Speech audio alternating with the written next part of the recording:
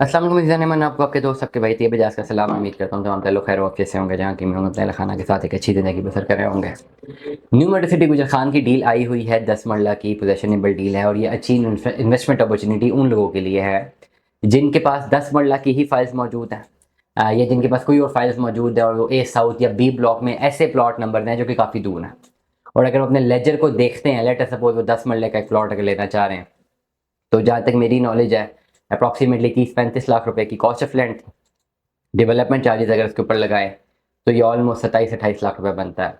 तो जो इनवाइस बन रही है वो ऑलमोस्ट कोई 57 या 60 के राउंड अबाउट इनवाइस बन रही है, अगर मैं गलत नहीं। 35 लाख रुपए की इसमें बुकिंग है, 30 लाख आप अप्रॉक्सीमेट अगर डेवलपमेंट चार्जेस लगाएं तो 65, इसमें 3-4 लाख कम कर दें तो ये आपकी 61-62 लाख रुपए की बुकिंग बनती है। वो ओवरऑल इनवाइस इनवाइस 61-62 लाख की रफ एस्टिमेट बता रहा हूँ, एग्जैक्ट नहीं बता रहा, ठीक है।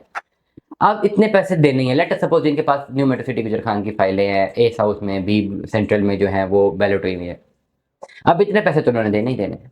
जो भी उनका लेजर लगा हुआ है, जो अपना 25% डिस्काउंट है वो अवेल कर रहे हैं, अगर तो वो कंटिन्यूसली उस पर्टिकुलर स्ट्रीम के साथ चलना चाहते हैं तो ये तो उनके पास ऑप्शन मौजूद हैं। लेकिन मैं आपको ये एडवाइस करता हूँ कि पैसे तो आपने उतने ही देने हैं, आपकी जेब से पैसे उतने ही जाएंगे। आप स्पेसिफिकेशन देखें कि जैसे ही आप इंटर होते हैं आपके पास अर्ली बर्ड आता है, फिर आप आगे जाते हैं आपके पास ए साउथ आता है, फिर बी ब्लॉक, फिर बी सेंट्रल। जितना आप गेट से दूर होते गए उतना आरओआई आहिस्ता आहिस्ता मिलेगा और प्लॉट्स के रेट्स में डिफरेंस आता रहेगा। कैसे? जो मेन गेट के पास प्लॉट है डेफिनेटली उसकी प्राइस उस हिसाब से बढ़ती रहेगी आने वाले टाइम पे। जो जितना दूर होगा उस हिसाब से मिलेगा। नंबर वन, अब जो गेट के पास प्लॉट्स हैं उनका वो टेंजेबल प्लॉट्स हैं, ऑन ग्राउंड मौजूद हैं। मार्केट जैसी बेहतर होगी तो पहले उन प्लॉटों की मार्केट बेहतर होनी है। अभी वो वाले प्लॉट जो दूर लगे हुए बी सेंट्रल में, बी ब्लॉक में, साउथ में, जिनका पोजेशन ही नहीं है अभी तक, वो पहले पोजेशन मिलेगा। पोजेशन मिलने के बाद वो जो है उसके बाद जाएंगे किसको जो है आप उसको प्रोलॉन्ग कर सके या उसकी आरओआई को कंसिडर कर सके। अब बहुत सारे ऐसे प्लॉट्स हैं जिनका जो ओवरऑल पोजेशन ए साउथ में बी ब्लॉक की बात कर रहा हूँ, साल 1.5 साल में मुतवक्के है, कुछ का 6 महीने में, कुछ का मिल चुका है, कुछ ऐसे जिनका मेरे ख्याल से 5-5 साल तक मुतवक्के नहीं। अब ये डिपेंड करता है कि आपका पीडीएफ क्या चल रहा है, उसमें प्लॉट नंबर क्या है। अगर तो आपके पास प्लॉट नंबर बहुत पीछे के लगे हुए हैं तो मेरी एडवाइस ये है कि पैसे तो आपको उतने ही देने हैं जितनी आपकी पेड अमाउंट है। वो पेड अमाउंट के साथ फाइल प्लस आपने कैश पेमेंट देनी है। 45 लाख रुपए की अमाउंट तक एडजस्ट हो सकती है। 32 लाख रुपए आपने कैश देना है। आप 10 मरले का ऑन ग्राउंड पोजेशनेबल डील में से कोई भी प्लॉट ले लें जो कि ऑन ग्राउंड मौजूद है अर्ली बर्ड का, जो कि एनएमसी मार्ट के बिल्कुल करीब तरीन है। और ये बेहतर अपॉर्चुनिटी इसलिए क्योंकि आपका टेंजेबल प्लॉट्स बन गया, अब इसको छोड़ दें।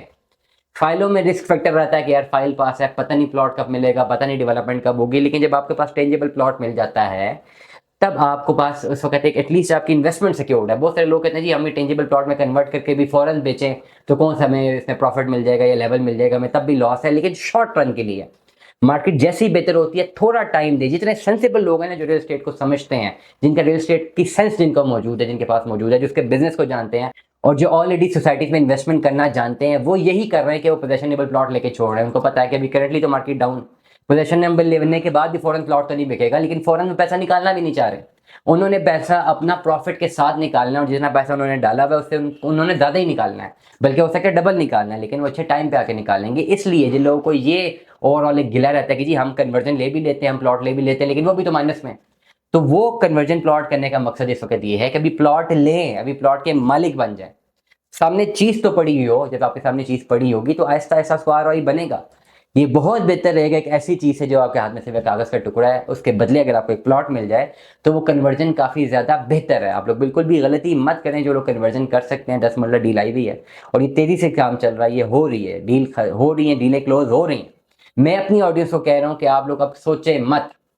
मेरे पास एक क्लाइंट थे जिनके पास 6 मरले की एक फाइल थी, पुरानी फाइल थी, और उनके पास 6 मरले की कन्वर्जन आ रही थी, पुराने पैसे उनके पेड थे, उनको बहुत अच्छे रेट में मिल रहा था। उनकी फाइल 23 लाख की एडजस्ट हो रही थी, 10 या 12 लाख उन्होंने कैश देना था साथ, ठीक है, और बहुत अच्छे रेट उनकी एडजस्टमेंट हो रही थी, बहुत अच्छे रेट।